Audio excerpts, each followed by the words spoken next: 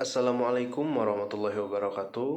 Halo semuanya, perkenalkan nama saya Giovanni Carlo dari program studi S1 Pendidikan Olahraga NPM 24114046 dari Universitas Teknokrat Indonesia. Di sini saya akan menceritakan sejarah singkat terjadinya Perang Uhud, tugas mata kuliah Pendidikan Agama Islam yang diampu oleh Bapak Asgaf Aznan Siregar SH.MH. Baiklah, beberapa cerita singkat tentang Perang Uhud.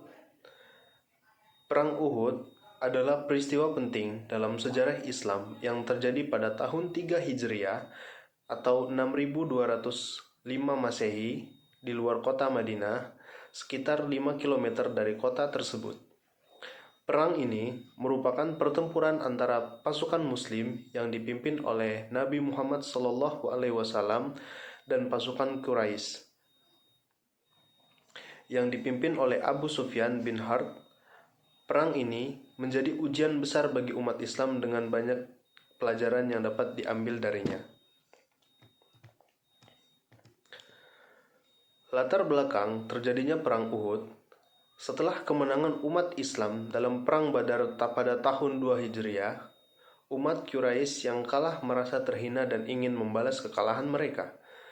Mereka pun menyusun rencana untuk menyerang Madinah dengan pasukan yang lebih besar. Tujuan utama mereka adalah untuk menghancurkan umat Islam dan membalas dendam atas kekalahan di Badar. Nabi Muhammad SAW dan para sahabatnya mengetahui rencana ini dan memutuskan untuk keluar dari Madinah untuk menghadapi pasukan Quraisy di medan terbuka. Nabi memilih untuk berperang di luar kota di sebuah bukit yang bernama Uhud. Pasukan yang terlibat adalah pasukan Muslim yang berjumlah sekitar 700 orang yang terdiri dari tentara reguler, pemanah, dan beberapa sahabat Nabi. Yang kedua ada pasukan Quraisy yang diperkirakan berjumlah sekitar 3.000 orang dengan persenjataan yang lebih lengkap dan jumlah yang lebih besar dibandingkan pasukan Muslim.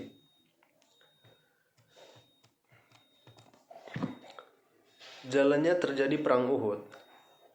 Perang dimulai dengan pertarungan sengit antara kedua belah pihak. Pasukan Muslim sempat unggul pada awalnya karena pasukan Quraisy tidak bisa menembus pertahanan mereka. Namun, kemenangan yang hampir diraih oleh umat Islam berbalik arah akibat kesalahan strategis yang dilakukan oleh sebagian pasukan pemanah yang ditempatkan di Bukit Uhud. Nabi Muhammad SAW menempatkan sekelompok pemanah di atas Bukit Uhud untuk menjaga posisi pasukan Muslim agar tidak diserang dari belakang. Mereka diberikan perintah untuk tidak meninggalkan posisi mereka apapun yang terjadi. Namun, ketika mereka melihat pasukan Muslim mulai unggul dan banyak harta rampasan perang yang dapat diambil, sebagian dari pemanah tersebut tergoda untuk turun dan mengambil bagian dalam kemenangan. Hanya beberapa pemanah yang tetap setia di pos mereka. Keputusan ini memberikan celah bagi pasukan Quraisy untuk menyerang pasukan Muslim dari belakang yang dipimpin oleh Khalid bin Walid. Serangan ini memporak-porandakan pasukan Muslim dan menyebabkan mereka terdesak mundur. Selanjutnya, ada kejatuhan pasukan Muslim dan kematiannya Hamzah.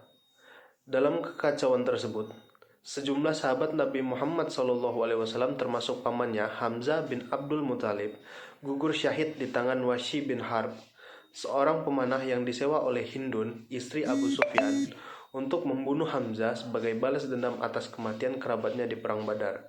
Nabi Muhammad SAW sendiri terluka parah dalam perang ini. Beliau terkena batu di wajahnya, giginya patah, dan wajah beliau terluka.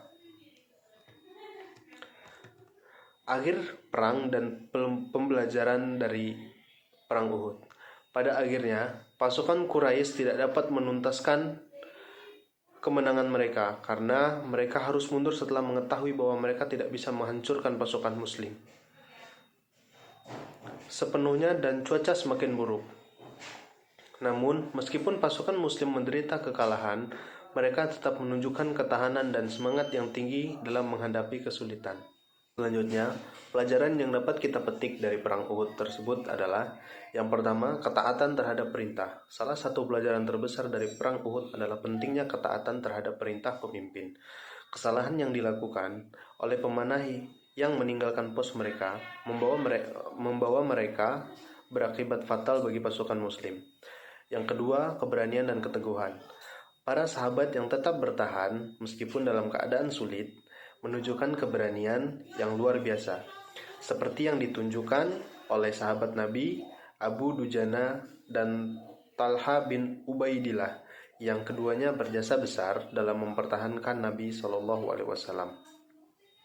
Yang ketiga, belajar dari kekalahan. Nabi Muhammad Shallallahu Alaihi Wasallam mengajarkan umat Islam untuk tidak putus asa meskipun mengalami kekalahan. Beliau memberi penghiburan pada para sahabat yang terluka dan kehilangan, dan mengingatkan mereka bahwa kemenangan dan kekalahan adalah bagian dari takdir Allah. Yang selanjutnya, pentingnya persatuan dan kerjasama. Perang Uhud mengingatkan umat Islam tentang pentingnya solidaritas dan kerjasama dalam mencapai kemenangan. Ketidakdisiplinan sebagian pasukan pemanah menyebabkan kerugian besar. Baiklah, mungkin itu saja yang bisa saya sampaikan tentang sejarah singkat terjadinya peristiwa Perang Uhud. Mohon maaf jika ada kesalahan. Saya akhiri. Wabillahi taufiq wal hidayah. Wassalamualaikum warahmatullahi wabarakatuh.